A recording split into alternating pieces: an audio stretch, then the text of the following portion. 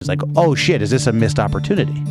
Yeah, that was the first emotion I felt was stupid, if that's an emotion. Yeah. South Korea. These are the things that you think would be dead. Yeah. The practice of eating dogs. Mm-hmm. They just banned dog meat trade in South Korea. Yeah, and then finally, nearly 20% said a recent college graduate had brought a parent to a job interview. 20%. This one has a lot of hair. This one has a normal amount of hair. It's Pat and Alex. This one was born in Raytown. This one lives in Raytown. They opened a store in the pandemic, and this is a show about it. Hustle and bustle, hustle and bustle, hustle and bustle. Here is the show. I'm not good. I'm not good. Me not good. Me no good. Oof. You ready? Yep. Hello and welcome back to Hustle and Bustle. I feel like my glasses are cockeyed. I'm Pat. I'm Alex. This is everyone's favorite YouTube show. At least 4 of you are eagerly awaiting this every week. Yeah, we missed a week, so you're on the edge of your seat. Make that 6 of us together, so we're back. It has been, let's just talk real quick, dive into announcements. The weather sucks. I'm sorry, we're leading with it this time. Okay. But the pros and cons of owning a retail store in a snowstorm. Pros, when you lose power, the store might have some. Yeah, that was a nice... this has happened twice now. Every time we've had inclement weather, our house has lost power for the entirety of the day, like 6 to 6, so 12 hours. Yeah. And we just come over here and get a little bit of work done, pop a movie in the VHS, and just kind of wait it out. Did there a trash can shaped snowmen in the parking lot? Was that your doing? That wasn't us. That was Colson and Katie. They couldn't get you to come out and make snowmen. Did they come and do like the "Do you want to build a snowman"? No, we. That's a missed opportunity. While we were here, she was on a work call, and Colson was doing some work stuff, and then we had to go pick up food for our dogs in the middle of the storm because we didn't get food. And so that while we sucks. were there, they did the Snow. so we just missed it. But There you go. Caroline isn't one for playing in the snow. I found Not out. a big snow play person. Yeah, kind of a bummer. Yeah. The cons of operating a retail store in a snowman is one, no sales. Yeah, Nobody comes in bad weather. there's a part of you that thinks everyone's out of school. When we have a bar, that logic will apply. Yes. But most of the people who are out of school also like not the best drivers, don't have the best transportation, probably staying home. Probably just staying home or going to the bar. When I was in college, going to the bar. But now, as we know, kids are drinking 20% less than they did when I was in college. So they're probably not going to the bar as much as sitting home smoking a bunch of weed. But great time to go thrifting. Cons, huge parking lot. Yeah, dude. Well, we got stuck in the middle of it. So we lost power, came here, and Caroline's car is terrible in the snow. And we pull up and just in the middle of the parking lot, it was like, well, we're parking here. And we had to dig our way out. Yeah. And so then it hit me. I was like, well, if we can't get in and out, customers won't be able to get in and out. Right. And that's like our responsibility. And I'll be honest, like, our back, how many different terrains are in our back parking lot? I mean, can you even? There's at least. I'm sure you can plow it. It would fuck it up. Shoveling it would fucking be a nightmare. Yeah, I tried to get out the snowblower. I don't know if you saw that. I didn't even know we had one. Or not snowblower, leaf blower. Yeah, I saw the leaf blower. Yeah, I had the same idea in my driveway, but I didn't actually. It's too wet of a snow. Yeah. I am nursing, if you see me grimace occasionally, I'm nursing a shoveling injury. Picked that up before I even got here, getting out of my own driveway. I'm proud of myself. I woke up and I purposefully warmed up and stretched because I knew I'd be shoveling. I used to tell my rugby coach in college I can either warm up or I can play, but I can't do both. And it's finally coming back to bite me, that mentality. I think maybe I should start stretching before I do things like shovel. It is Chiefs playoff season here in the kingdom, in the heart of the kingdom in Kansas City. Yeah, it's kind of more exciting because we have a game this weekend. It's way more exciting. Yeah. What instead of sitting out, what was did you see your buddy Sam Sullivan's Chiefs commercial? Did you see that he contributed to one? Oh, a new one? Yeah. No, I haven't had my phone for like the last couple of days. They did the Chiefs released like it's like a fake Hallmark movie is how he described it. Oh, awesome. And it was basically just like this woman, she had a husband who was like didn't show up to the wedding because of a Chiefs playoff game, so now she doesn't like the postseason. So she's like a postseason Grinch, but she falls in love with somebody who loves the postseason. It's like in the Hallmark movie style. It's actually really well done. I thought it was hilarious. That's awesome. And I just saw on his like social media that he had contributed to it, and I thought it was dope. That's super cool. I'm gonna check that out. Yeah, Mitch Holtis was. Yeah, it was great. It was really good. You should check that out. Chiefs playoff season though. It's kind of fun around here. Mm-hmm. So what do you? Are we gonna win? Yeah, I say we got the Dolphins. Yeah.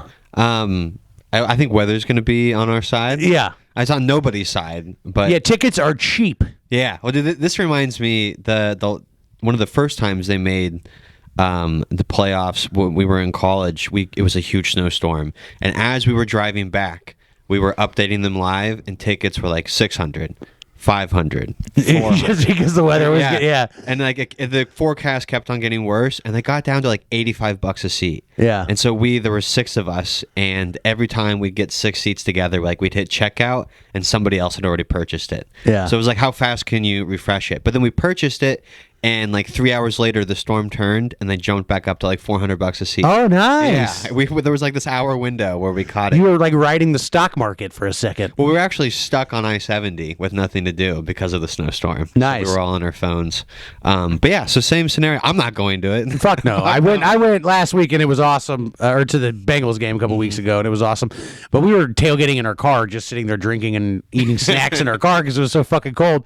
But like, it used to be Lamar Hunt would come out and like he would famously like circle the parking lot or whatever and just like say hi to the people, you know, pretty cool. Be a man amongst the people. And so Clark does it now. So Clark was coming out and I didn't realize it, but he was like right behind us, like 12 feet behind us, and we were in the car. And but then we were in the bougiest parking lot ever. And like, I mean, we were 40 feet probably from the entrance to his stadium.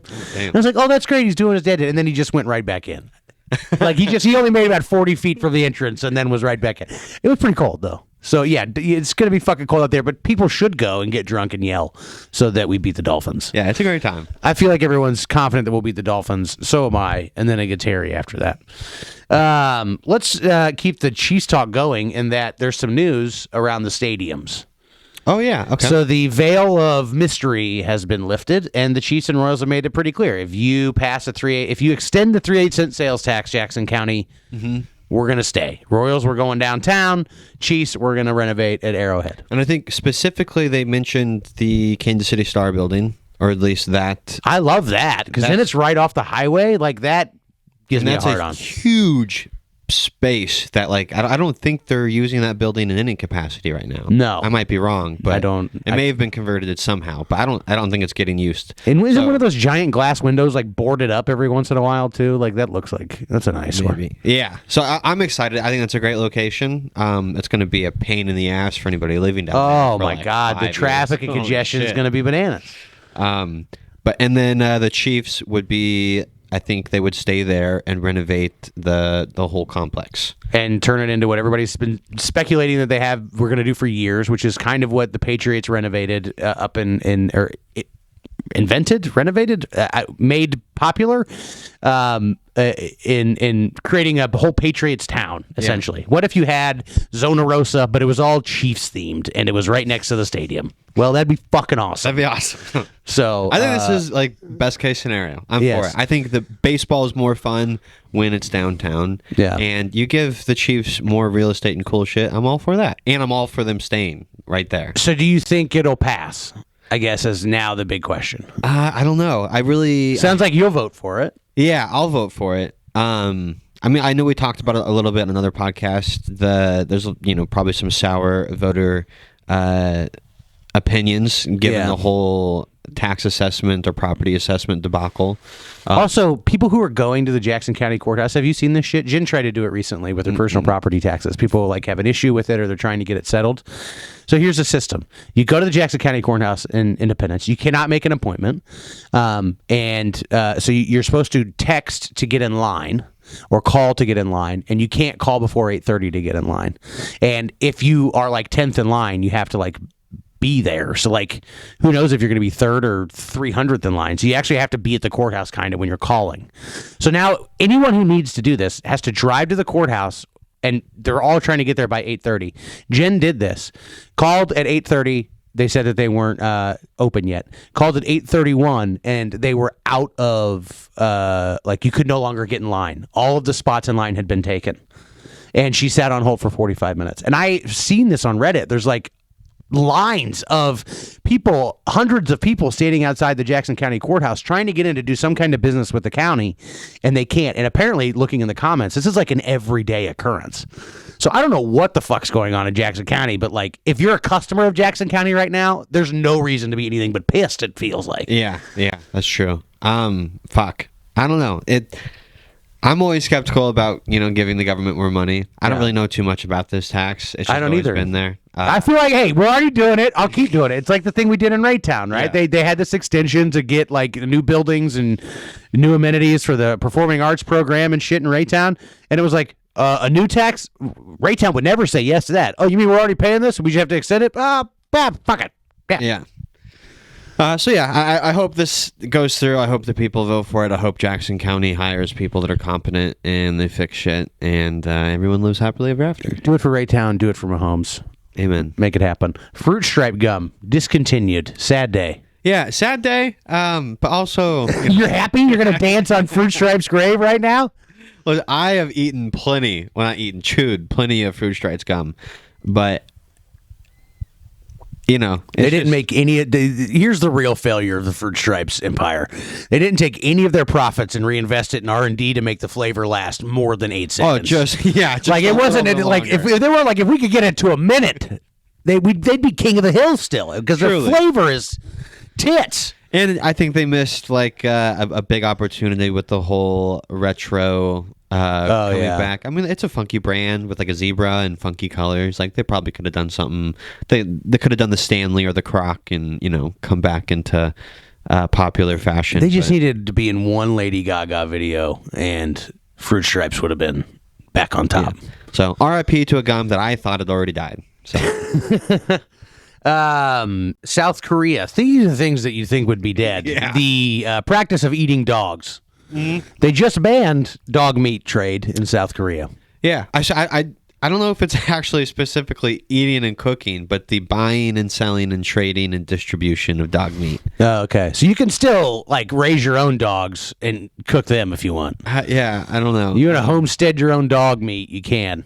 So yeah, that's. I mean, I can guess you hunt wild dogs? Is that still okay? Where they're wild, I don't know. South Korea, maybe. I'm just wondering how you can. So cooking the dog is okay. It's just how you ascertain the dog that you're cooking.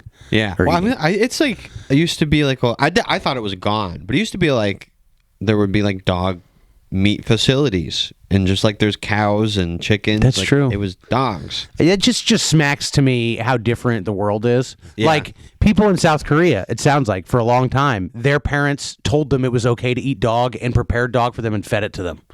So therefore, they all thought it was okay. Over here, our parents are like, you can't eat dogs. That's fucking, you're a horrible person. Yeah. Only the devil eats dogs. What's wrong with you? So we think it's the worst thing in the world. Are they any better? I don't know. Well, I mean, they changed, so I'll vote. Yeah, we are. What about, was it Sungwoo? You remember the Korean Royals fan? What if it came out that BTS, all of them still eat dogs? I mean, they're rich and famous enough. I bet they do. It's a class thing. The richer you are, the more dog you eat. Gen Z. You found an interesting article about Gen Z. Oh yeah. Okay. Your self-hatred. Are you Gen Z? We've talked about this. I think we've argued about it. You're Gen Z. So your self-hatred for your own generation. Just surprisement, astonishment, maybe would be the better word. So the title of this article is Some Gen Z job seekers are bringing mom and dad to interviews, and it's turning off employers' new survey finds. It's like Step Brothers. Genuinely. And I just like I was like, is this a just clickbait title? And so I was reading it, and dude, some of the statistics in this survey are insane. I just can't even fathom the thought. What I can guess I could get like a kid wanting a parent to come, but as a parent, like what kind of mental gymnastics do you have to do to be like, okay, I'll come. Yeah, Here I come.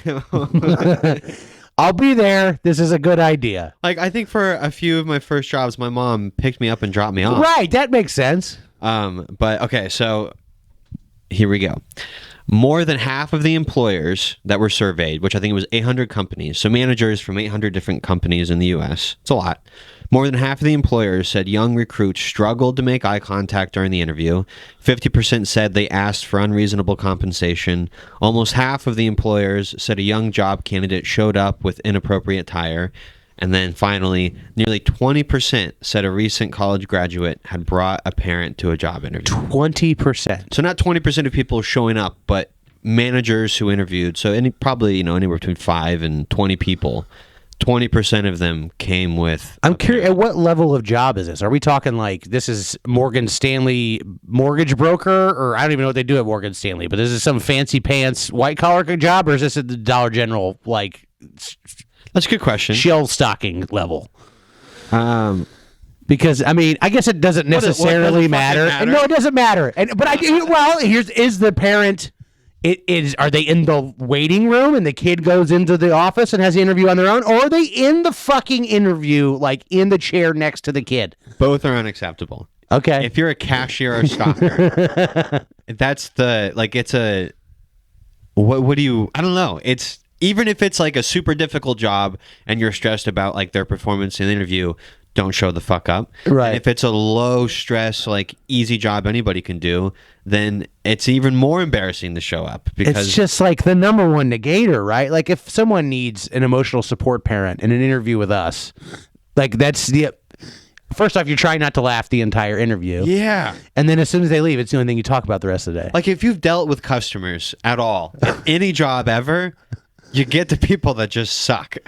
And like, your parent can't be there to deal with that. Yeah. I think that you grew up in an older home, like a more old school home, like a more analog home, a more 90s home than most of your peers. We didn't have a game console till the Wii, and it was like 8 years after the Wii had come out. Yeah. A lot of kids grew up on fucking Xbox. Yeah. Like we didn't get phones. Like I bought my first phone, and...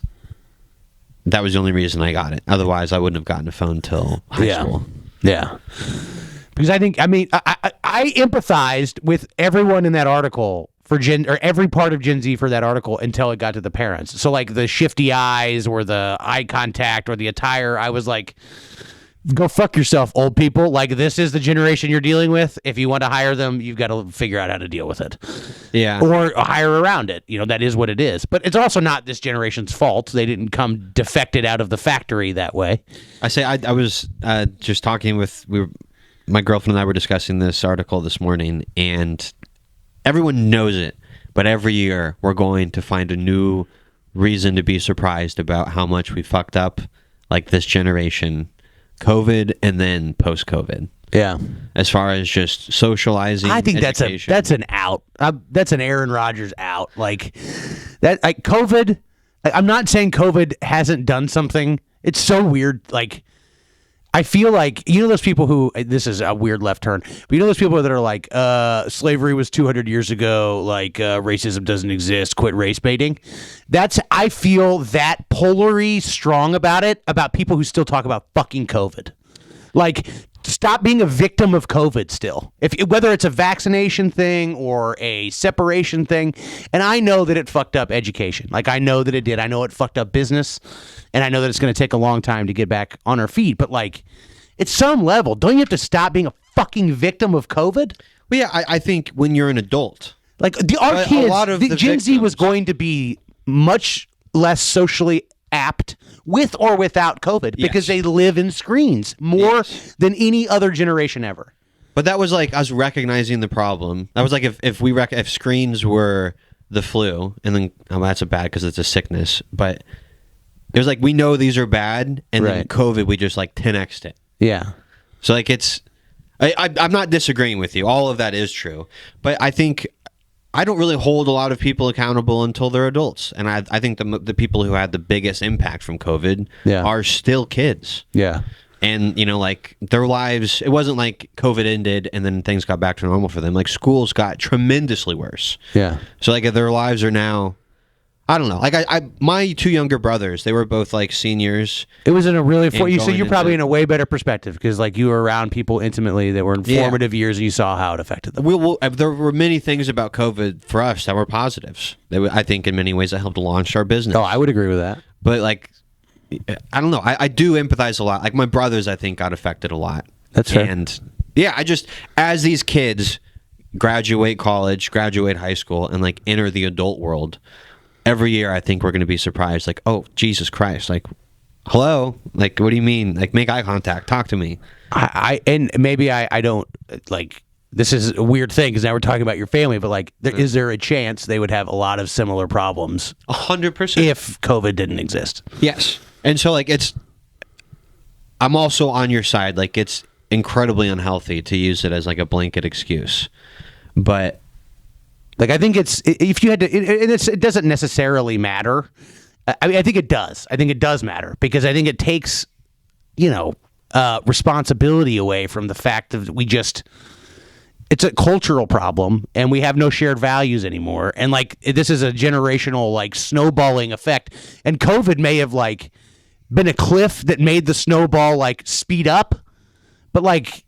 This snowball was coming. It wasn't like it didn't become a snow giant because of COVID. It just maybe got sped up, I think. You know what I mean?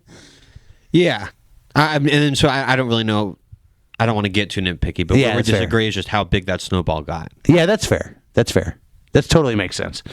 Anyways, it's wild that is a phenomenon now. That's who we'll have to hire. Yeah. And like I think cool people come here. Like people who get it, people who can socialize and like everyone we've had multiple high schoolers come and approach us, like asking if we're hiring, and I would think like be able to have good conversations with all of them. Yeah, like they all seemed very socially apt. I will say that a lot of people in my generation, I think, forgot how to fucking, and this seems like a COVID thing, but I think it's also a social media thing because. We pretend like we're hyper connected. Like I know what my buddy's doing, so I'm not going to call him and ask him what he's doing because that just feels empty. Like I don't know if you lived pre-internet, you used to call your friends and ask them inane questions and figure out what their day was like, and that was kind of like a part of what you did. Jen still does it. Like she still lives in that world. Now you're on Facebook and I already know what you did yesterday. I already know what you're up to. I already know if your kid won the game. I already know what's going on. So even asking you those questions, it was like it's a weird conversation to have. It's awkward. Yeah. So I think that even my generation was getting more and more isolated and lonely and weird largely through social media and not through COVID. But I think COVID kickstarted it too. And some of them don't know how to fucking talk. Yeah. Like some people my age forgot how to fucking have small talk. I am way worse at it than I used to be. Yeah, I would argue that's probably the same for myself, depending. Like catch me on a good day or what the topic is. But right. Yeah. Anyways, yeah, it's wild. What else were we going to talk about? Oh, parking. All right. So this was a story, but Austin is looking to be the largest city to basically do away with all parking laws. Let me pull this up. This is one that's near and dear to our heart. Around the country, cities are throwing out their own parking requirements, hoping to end up with less parking and more affordable housing, better transit, and walkable neighborhoods. So from Austin to Anchorage, cities are doing this. And so it was a thing when we moved in here. Like the number one like hurdle that gets thrown up in front of you when you're starting a business is parking. And if somebody doesn't like the business you want to start, or there's any like if anybody wants to throw up a hurdle or like tamp down your idea or pee in your cereal about the business you want to open, it's usually parking is the lever with which they do it. So like to give an example, like the bank what used to be the bank behind us, now the water company, when we have events, they have 100 spots, 150. I don't know how many spots they have, 78 something. it's a lot. But it's 80% full, 100% of it's 80% empty, 100% of the time. Yeah. When it's not 99% empty. But we were told by the city person who was in charge of it at one point that we couldn't rent spots from them because they didn't have enough to give out. Because it's based on the square footage of inside your building, even though there's never any more than 20 people in that building at any given fucking time ever. Yeah. So suffice it to say that like it is this huge cudgel parking it is, and it just seems to like be a preventative measure, a wall, a hurdle, a thing that you have to get over to open a business that is that's hurting cities, and this one Austin and others seem to be figuring it out. Yeah, it's hurting cities, especially those that are landlocked or dimensionally locked, like Raytown. Like, we can't expand. All we can do is condense. And yeah, I'm all the way for it. It's like a weirdly unique American problem because we're so car centric, right? And more, we're so SUV centric. Like, our cars are massive, right? And so we don't just need parking, we need dedicated parking buildings and spaces for our massive vehicles. Yeah. So for Austin to do it, it's just going to take a long time, but I think it's the right move. Yeah. As I think, because we talked about it a little bit, I think Kansas City should move in that direction, but we lag really far behind in public transportation. Well, I mean, this is future crazy talk, but the Rock Hill, I mean, ever since Ryan Meyer said it, that this Rock Island Trail was supposed to be from trails to trains again, or whether the trails to rails. Yeah. So there's another phase that no one talks about, that they're supposed to turn these trails back into passenger rail, which that sounds amazing. Yes. If you had that interconnected throughout the city, connecting to this larger one, streetcar that the city is now building, that would be the coolest thing ever. What is that? Generations away, we'll never experience it, but that sounds really neat. Yeah. But even just zooming back, all right, downtown Lee Summit seems to me I think it's the coolest place on earth. Mm-hmm. I used to go there 15 years ago and drink when I was in my early 20s, and it was not a cool place to drink. It was not a cool place to be. Nothing there was trendy or hip or cool. It was just a suburban little downtown. Yeah. Now it's fucking crazy. It's popping. You can't park down there because every business is ridiculous. I would love to know what people's rent would be 15 years ago in the same spot that it is now commercially there. I bet it's so I don't know, higher. Yeah, I know people's houses have exploded. So I don't know, worst case scenario for Raytown would seem to be that your parking is as congested and unavailable as downtown Lee Summit is, and that just seems like a good problem. Seems like something to strive for. Right. Not be fearful of. Yeah. Anyways, so I thought that was cool. And then lastly, let's talk. We've talked a little bit about this, but we've had a guy who's come in and done Jackson. He's a young kid, Martin City Thrifts, really ambitious. He's basically gone all online with his classes at Avila, so he can shop and hustle and do this reselling thing. So he resells online. He resells to traditional channels like Depop and shit like that, where you upload it, there's a market there, people buy it from you, but also just Snapchat. He's got a lot of people that follow him that are on Snapchat, and he puts his clothes out and they buy it from him. Then he sells consignment in our store.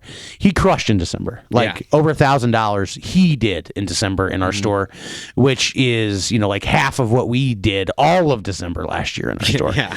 So it was a big number, and it kind of staggered us a little bit. And now January is a really bad month for retail for a lot of reasons, and weather doesn't help it. So those numbers aren't ringing in right now for January. Mm-hmm. But let's extrapolate that out to a good month. That's all we can keep doing in our minds is oh shit, is this a missed opportunity? Yeah, that was the first emotion I felt was stupid, if that's an emotion. Yeah. Because for the last 3 years we've been cornering. I wouldn't say cornering, aligning ourselves with thrift and affordable clothing and sustainable fashion, which we still align with and love and are going to pursuing that. But for the first time in 3 years, the question mark popped up in my head. Should we look into diving in to more higher end vintage, nicer clothing at a more market price instead of a thrift store price? And so then from there we just started questioning, should we have more consignment? Should we dive into having more? I'll try to do this concisely, but I think the first thing we sold was China, right? It was a dining set. But I think other than that, we got into it the same way most people do. You go buy some clothes at the bins.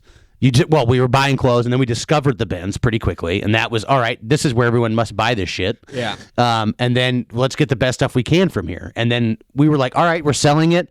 And I think everyone starts doing that. And then what a lot of people do, we decided, all right, we're going to go brick and mortar, or we want to stay buying shit for less than $2. Yeah. And see how much of it we can sell. So let's try to go volume of how much we can sell with less than $2 to keep our risk low.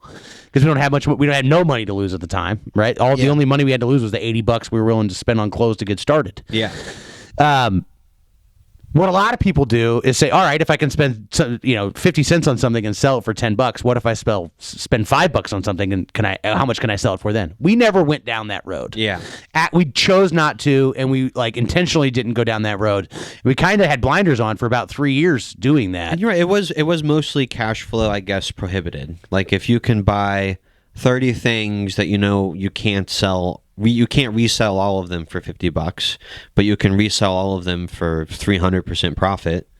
Then that's a high margin, low cash flow way to start the business. And I think it's all brick and mortar. If we had not chosen to open this place, this is.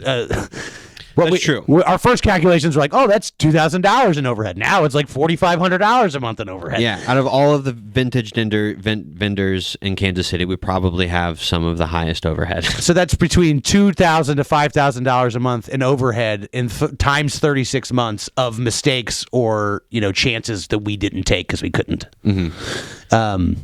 Anyways, that's how we ended up here. But now we've been here. There's also benefits while there's some opportunity cost to not, going brick and mortar and not being able to take those chances. There's also some opportunity and equity gained in doing that. Yeah. I was just literally thinking before we started recording, if someone were to write a book about Gnarly Hussle, at 50 years down the road when we'd just been around that long. When no one knows what a book is. Yeah, exactly.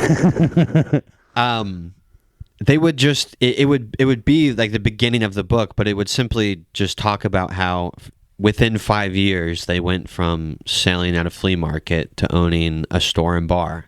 Yeah. They wouldn't say within a year they went from popping up and wanting to open a bar and then spent 4 years trying to open the bar and then getting it open. Yeah. It would just highlight the impressive nothing to something in 5 years. Right. So while specific things are taking a long time, as a whole, I feel like we're still on an impressive track. But I'd also just say, we would have more money in our bank account if we never had a brick and mortar. But people wouldn't be coming to us wanting to sell clothes in our store and being able to make $1,000 like that. We wouldn't have that opportunity or value if we were still nomadic like everybody else. Mm-hmm. We have something nobody else has to offer, and something that we just come to realize is we have square footage here. We have square footage here. We have people coming here. We are now in the black by operating here. Mm-hmm. And with our square footage, if we were to take every inch of rack and just make it consignment top-end vintage, which is what we now have with 2 consigners, and we're going to have a third coming in January, at the end of January. Yep. If we did that, we would have the largest true vintage store in Kansas City by far. Yeah. And it wouldn't take long to be able to convert, we don't think, largest to best. Yeah, we're good at moving things into being great. And when we first started, we thought vintage was the way that vintage has been in our brand from the beginning. It's been it's painted on the fucking building. It's been in our marketing. Yeah. But we felt more honest. We had an identity crisis pretty quickly on from when we opened the store. It was obvious we couldn't claim we were a vintage store because people go to wanting the things that they expect to see at Reset or Daisy Lee or these other places, and we didn't have that because we weren't willing to spend more than 52 cents to $2 an item. Yeah. So it was identity crisis. We pivoted to throwback thrift, and now we're having identity crisis because we've fallen in love with the concept of thrift store bar. Mm-hmm. That we're like, all right, what about vintage? And so now the identity crisis is, well, we really like where we're at with thrift. That feels right. Yeah. We think thrift is lasting. Vintage feels like a bubble. Mm-hmm. $100 used T-shirts didn't exist 10 years ago. It's hard to imagine them existing 10 years from now. They fucking exist right now. So can we maintain an identity as a throwback thrift store while also taking advantage of the fact that you can sell used T-shirts for $100 at the same time?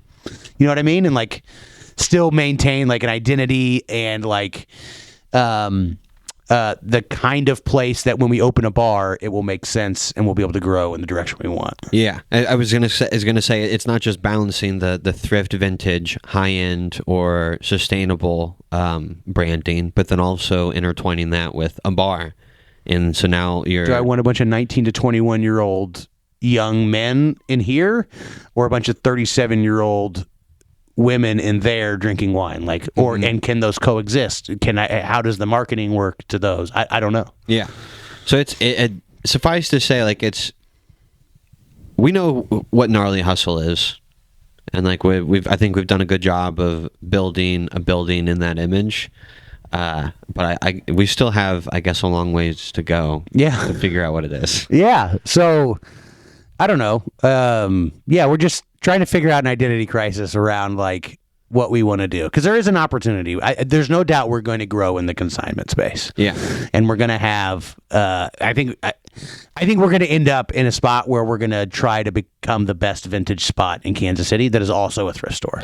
And so, like from a business standpoint, like if you are a nerd about entrepreneurial shit, and running a business in a store, so like we've broken down the numbers, and each piece of clothing takes about 10 minutes to process.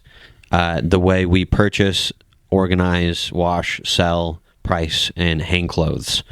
And so there are certain categories like within our store that we would make more money as things stand right now and at the current rate of people with a few of our categories per like foot of rack space than we would if we did consignment.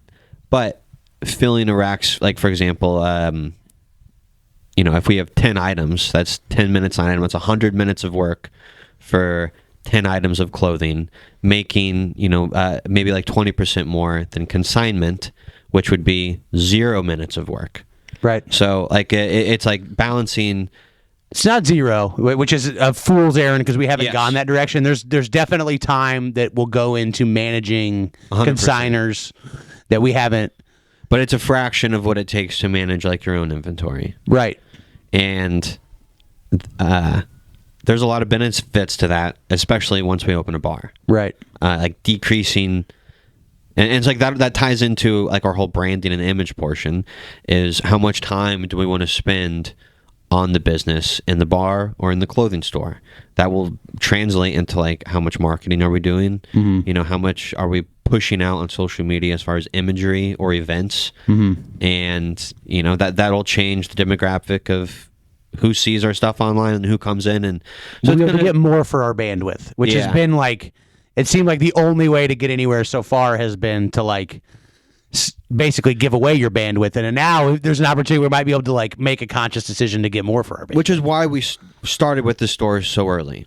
Yeah. Is like, if you want more for your bandwidth, you got to, in the future, you got to have a place where people can come and do work in your space. You got to own the market. Right. Just like if you want to, Google does more, they don't create every single app that's on the App Store. Apple doesn't create every app that's on the App Store.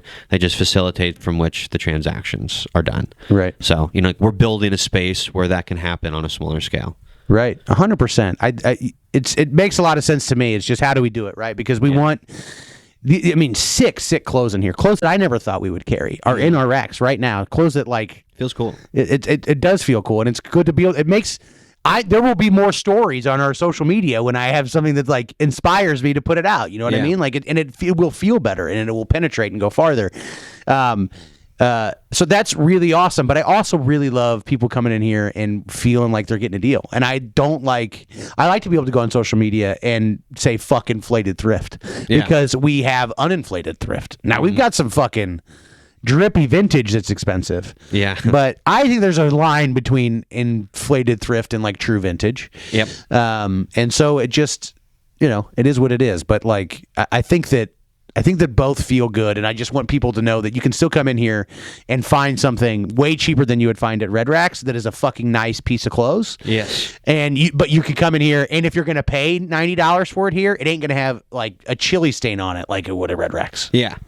I say we'll still be a throwback thrift. We love sustainability. We're still poor, so we want to sell to us. Yes, and also like 100%. So we don't want to lose that, but also like at least nowhere. There's two things that excite the shit out of me so far. Like at least right now, I'm an excitable person. In the moment, there's two things that excite me. There's nowhere that I have ever been as a pothead who likes to drink where I could order a beer legally and light a blunt in the same place in America and experience that. And the fact that we can deliver that and market it here excites me. I don't know of a place, and I'm not saying that we're going to go in this exact direction, but I want a 2XL Chiefs vintage crew neck because I'm going to the game tomorrow or I'm going to a Super Bowl party tomorrow. I'm going to go to a vintage store with a reasonable expectation that I will not just find one, but a choice of multiple of those. Yeah. That doesn't exist at Wyco, at Reset, at what's the one that's going crazy with fucking Taylor Swift right now? Over on the West Side Story. Doesn't exist in any of those places. So the concept that you could walk in, say, I need a band tee in 1X and have a choice, or in your size, and know you're going to have a choice of them. Mm-hmm. But that is, at least as far as we can calculate, 100% achievable if we were to dedicate enough square footage to it. Yeah. And that excites me too. That those are two things that don't seem to exist or seem to be really cool bells or whistles in our space. You wouldn't be talking crazy if the objective would be a store that Travis Kelce would want to come shop in, would be describing that. Where if he knew that he could come in and browse every type of what's in fashion category in his size and in his cut. That's a unique experience. Well, that's a fun trip to go down, and maybe it's too egotistical. It feels insecure already, but I think that it becomes a place where they would rent, right? I want to do a private shopping and fitting thing, but I want to walk around and not be seen by normal people. Fred Clark used to go to Wyco Vintage, and they'd have him hold up the bag, and anytime Cole Hardman or somebody would go into Reset, they'd have him hold up the bag. I think Travis Kelce's past that part of his life where he wants to go hold up a bag anywhere. You know what I'm saying? Yeah. But I think you could get to a point where you could do private shopping events because your shit is so cool and your space is so cool. You know what I mean? Yes. I think that it starts to open other things up. Yes. Travis Kelce could come to our store. He was never coming to our store. But if we spread this quality across corner to corner, it's going to be a lot more realistic that he could come into our store. It's a whole thing of comedians that I listen to where they'll discuss restaurants in local places that they like to go, but they always bleep it out because whenever they talk about something... It gets blown up. And then they don't enjoy going there anymore. Yeah. I would love to be a place where they bleep it out. Yeah, you'd love to be a bleep out place. When they're like, hey, I'll be here. You guys open at 11. We'll be there at 10. Yeah. And I'll be like, okay. Or you guys close at 8. We'll be there at 8:30. I'll be like, okay. Jackson Mahomes, you're welcome in here too, buddy. I mean, I think he got acquitted. I think they dropped it. Well, I think you can get acquitted for anything with enough money. That's true. Well, and you can also buy clothes here with enough money. So the invitation stands. I don't know. Yeah, we'll be controversial. Yeah, anyone from the Mahomes family is welcome in this fucking building, and I am not going to apologize for it. Understood? All right. I won't apologize for it either, but I won't like it. Go Chiefs! Amen. Peace.